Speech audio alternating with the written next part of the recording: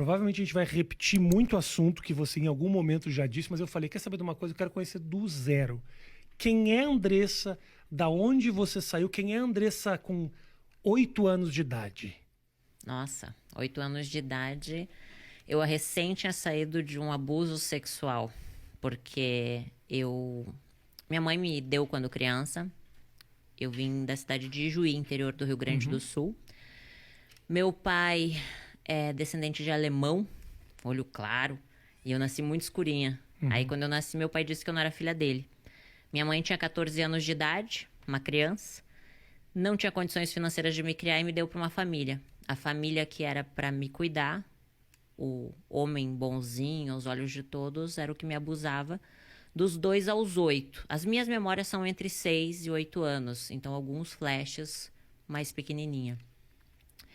Nesse período, eu sofria muito já, porque quando a gente é abusada, a gente não tá entendendo o que tá acontecendo, até porque existiam ameaças da parte dele na época, se eu contasse pra alguém. Fui contar pra minha mãe só aos 21 anos, em uma crise onde eu culpei ela. Então eu tinha muita mágoa da minha mãe, muita mágoa do meu pai.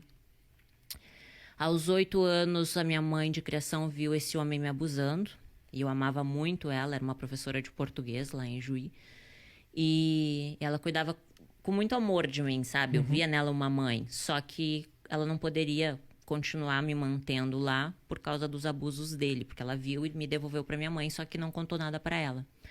Antigamente as pessoas ficavam casadas, né? Não se separavam por nada, então ela não poderia se separar daquele homem porque ela tinha construído uma vida com ele. Você tinha noção disso naquele momento? Não, naquele momento não, né? Eu era uma criança que tinha que me separar da mãe que eu amava, que era minha mãe de criação, pra finalmente morar com a minha mãe. Só que minha mãe era uma criança. Eu acredito, Rafa, hoje, que a pessoa não pode dar o que ela nunca recebeu. Se tu não recebeu amor, tu não sabe dar amor.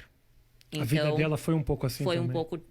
eu não vou expor muito ela, né? Okay. Mas ela passou por muitos problemas também. E aí eu me tornei uma adolescente muito rebelde. A gente não tinha amizade, eu e minha mãe. Ela brigava muito comigo, me batia muito. Então, aos 11 anos, eu comecei a fumar cigarro, beber, colocava piercing para chamar atenção. Até eu tenho a sobrancelha rasgada aqui, porque eu mesma furei a minha própria sobrancelha na frente do espelho. Botei um brinco gigante, porque eu já queria chamar atenção. Na verdade, eu queria ser amada, né? Eu buscava a atenção das pessoas, né?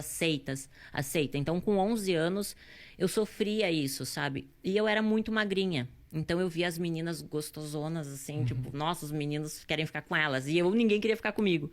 E aí eu colocava meia dentro do sutiã pra ter, sabe, peitos. E passei por vários problemas naquela época de depressão, só que eu não entendia, porque naquela época a gente não conseguia conversar com ninguém, não tinha internet como é hoje. Então nas minhas agendas eu falava que eu queria morrer, que eu queria matar todo mundo. Só desculpa te interromper, mas... o abuso acabou da onde, assim? Só quando a minha mãe de criação viu ele me abusando sexualmente. Então, teve um confronto. Né? Isso, aí ela me deu pra minha mãe. Tá, e aí minha mãe morava em Porto Alegre. Então eu saí de Juí pra Porto Alegre pra morar com a minha mãe. Minha mãe é uma criança, né? Imagina, ela me ganhou com 14 anos. Minha mãe tinha que trabalhar muito de manhã e de tarde, chegava muito de noite. Então a minha vida era comer miojo e salsicha. E aí, ir pro colégio sozinha e voltar sozinha. Então, ali eu me tornei muito rebelde. Porque a minha mãe queria que eu fizesse comida, limpasse a casa. Obrigações de um adulto. Sim. E ela não sabia conversar comigo. Então, ela me agredia muito. Assim, de agressões, assim, de me violentar mesmo, sabe? Com palavras também, palavras que me machucavam. Então, eu nutria muito ódio dentro de mim. Com 13 anos, eu comecei a fumar maconha.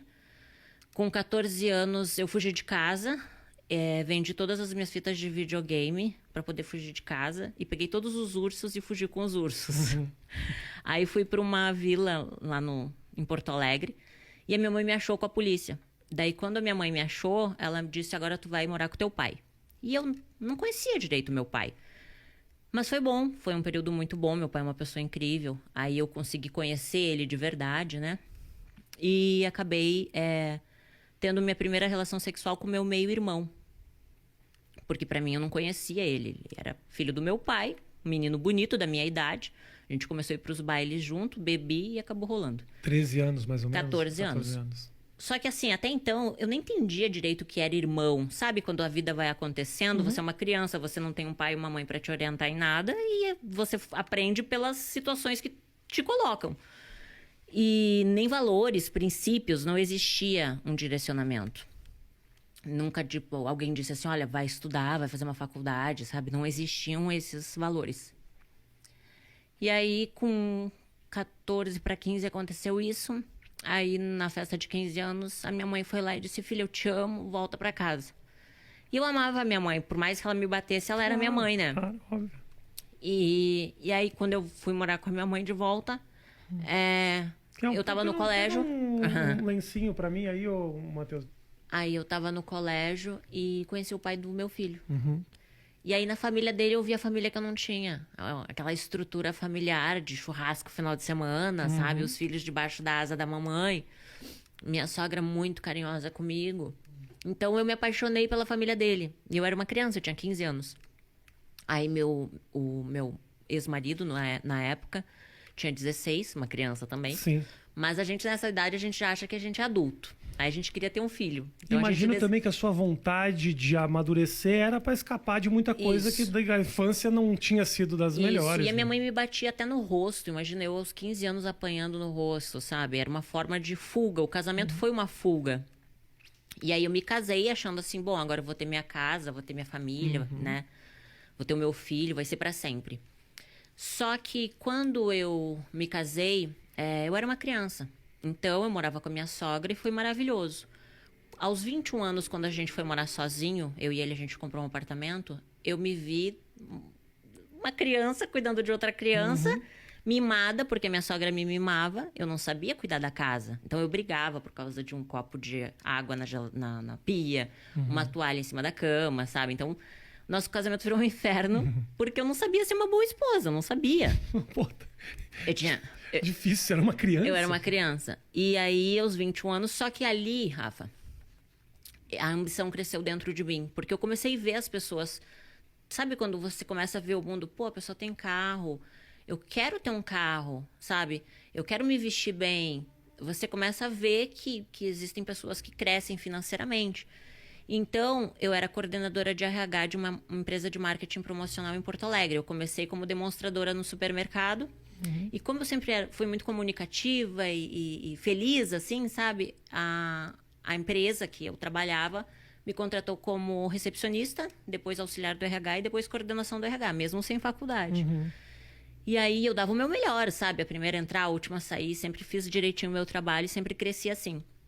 Aí com 21 anos, meu casamento acabou e aí eu me vi cheia de conta para pagar. Na época, eu contratava meninas para fazer evento. Nas feiras. Perfeito. E aí, quando eu falei com uma amiga minha, que eu tava com uma crise financeira, ela disse, olha, eu tenho uma amiga que fechou numa casa noturna e ganhou R$500. Eu disse, pá, R$500? O que ela fez? Ela tirou a roupa? Então eu vou tirar a roupa. Claro. Só que não foi bem o que aconteceu, né? Eu entrei...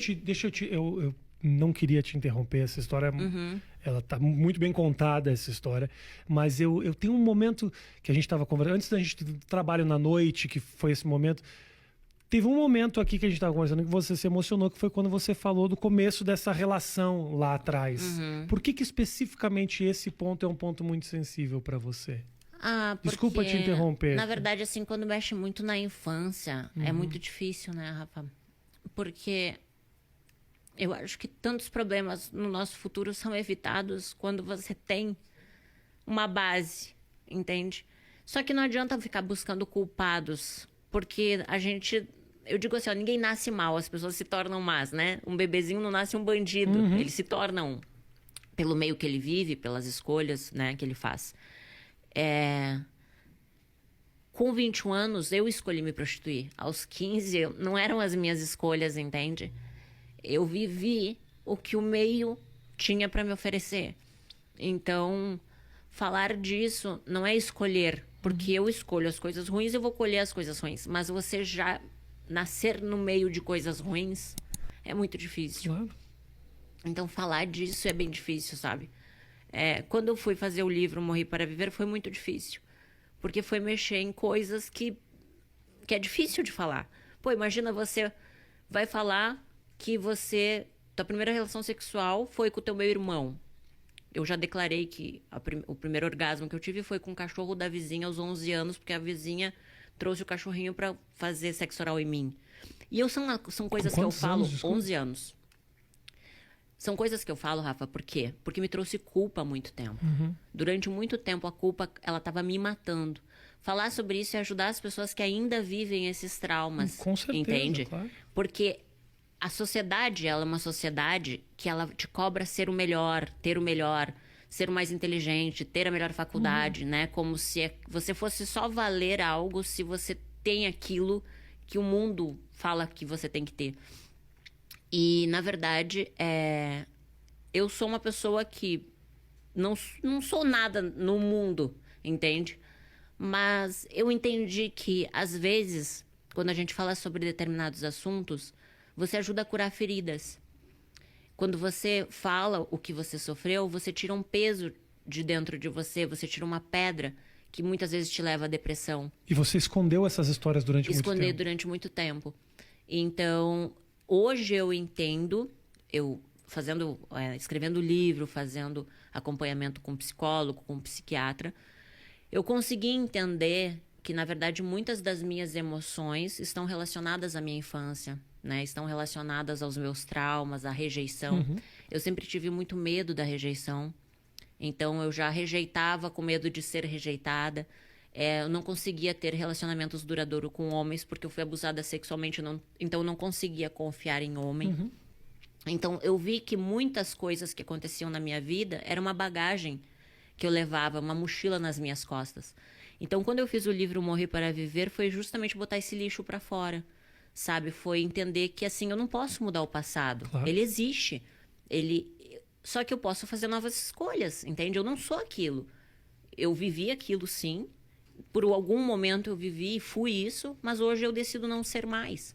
E acho que é importante que você também entenda que foi um passado duro, que não dá para simplesmente desconsiderar de que você realmente sofreu, porque não basta só você falar, é você também entender o significado. Me parece que o fato de você entender que o seu passado foi duro faz com que você consiga olhar para frente melhor, porque também só contar essa história de uma maneira quase que não tivesse acontecido com você, também não sei se daria o mesmo resultado. Eu acho, Rafa, que todos nós, a gente tem um propósito, sabe? No mundo, sabe? Eu acho que Deus é vivo, que Deus existe. E Ele dá essa oportunidade pra gente, assim, de aprender. Eu acho que tudo que a gente sofre, a gente aprende. E hoje, olhando tudo que eu passei, eu vejo que mesmo a dor ensinou. Talvez se eu não tivesse passado por tudo que eu passei, eu não seria a pessoa que eu sou hoje, entende? Eu não teria os valores que eu tenho hoje. Eu precisei sofrer, eu precisei passar por tudo isso. Quando hoje eu converso com uma mulher que já passou abuso e ela ainda não conseguiu perdoar, eu consigo saber o que ela sentiu, entende? Não é fácil perdoar. É muito difícil. Você tem a sede de vingança, eu costumo falar que quando a gente tá com mágoa, a gente tá tomando veneno esperando que a pessoa morra. Então você tá criando vários tipos de doenças, tanto psicológicas quanto físicas, por alimentar esse sentimento ruim. Todo pensamento negativo torna com que o teu corpo crie uma reação e aquilo vai fazer mal pro teu corpo, pra tua mente, pra tua vida. Tua vida trava. E você só você pode fazer as escolhas, entende, Rafa? Você pode aceitar ou não, você tem que escolher. Todos os dias você vai plantar algo. E a semente, ela não vai dar o fruto naquele dia. Talvez você vai colher daqui 10, 15, 20 anos aquilo que você plantou. Claro. Então, a gente tem que ter autorresponsabilidade também. E aprender a se perdoar. Porque a gente não é obrigado a saber se vai dar certo ou não. A gente vai ter que passar por aquilo. Às vezes a gente acerta e às vezes a gente erra. Então, a vida é um privilégio. Sim. Vamos lá.